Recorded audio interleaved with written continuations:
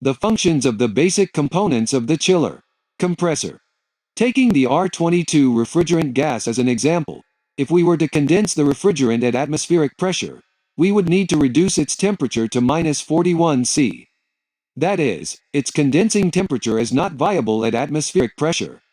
The role of the compressor is to increase the pressure of the refrigerant, increase its temperature and change its dew point. In this case, condensation takes place under high pressure and high temperature. A compressor draws in refrigerant as a low-pressure, low-temperature vapor and compresses it, increasing its pressure and temperature. This pressure is also important for the circulation of the refrigerant throughout the refrigeration circuit. The mechanical energy that the compressor uses to increase pressure is converted into thermal energy. The heat raises the temperature of the steam. It is important to note that the compressor is only used to pump refrigerant vapor. Otherwise, if the refrigerant is liquid in the compressor, it can cause valve rupture or oil dilution, which can damage the bearings. Condenser. Hot refrigerant vapor at high pressure and temperature is discharged into the condenser. A condenser is nothing more than a heat exchanger and can be air or water.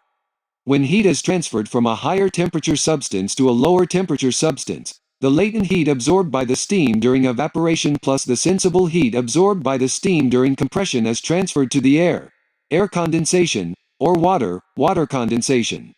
Once the heat is removed from the refrigerant, it condenses and returns to a liquid state. The condenser subcools the liquid before leaving it and entering the expansion valve. Expansion device. As the liquid leaves the condenser and passes through the expansion device, the pressure drops to the evaporator pressure. At this low pressure, a small portion of the liquid immediately evaporates, cooling the temperature of the remaining liquid to the evaporation temperature.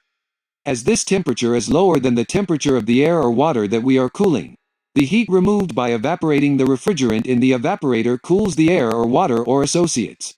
Evaporator. The function of the evaporator is to cool ambient air or cooling water. Liquid refrigerant absorbs heat from the air or water, causing the refrigerant to evaporate. The refrigeration circuit is now complete for the refrigerant in vapor form, again drawn in by the compressor.